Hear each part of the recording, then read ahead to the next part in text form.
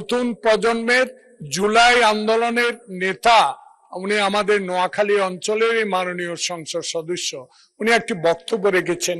এটাতে আমরা খুবই ক্ষুব্ধ, কারণ আমাদের নেতা উড়ে এসে নাই। আমাদের মাননীয় প্রধানমন্ত্রী আজকে এখানে নেই।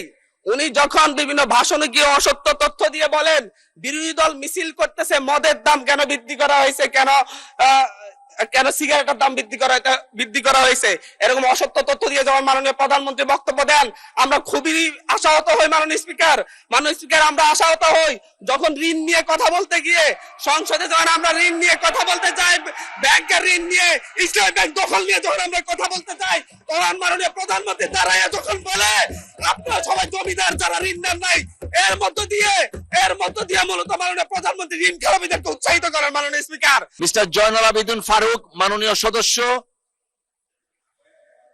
অর্ডারে আপনার ডিসকাশন আছে, আপনি এটা দিতে পারেন, যেহেতু সংসদ নেতাকে নিয়ে কথা বলা হয়েছে। আমি আপনাকে বিনীত অনুরোধ করব, আমরা যেমন তেমনি দাঁড়াই না। যখন একটা অসত্য তথ্য এই সংসদে উপস্থাপন করা হয়, তখনই আমাদের সংসদের আমাদের সদস্যের পক্ষ থেকে কথাটা বলার দরকার। সেজন্য আপনার অনুমতি চাই।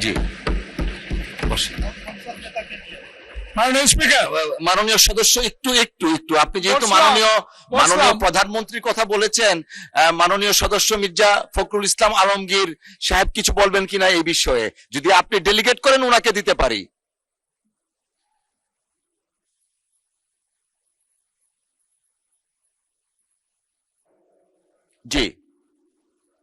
জি জয়নুল আবেদিন ফারুক সাহেব। মাননীয় স্পিকার, 2 মিনিট। আমরা এই সংসদকে কার্যকর করার জন্য উভয় পক্ষে একটা সম্মতিতে এসেছি।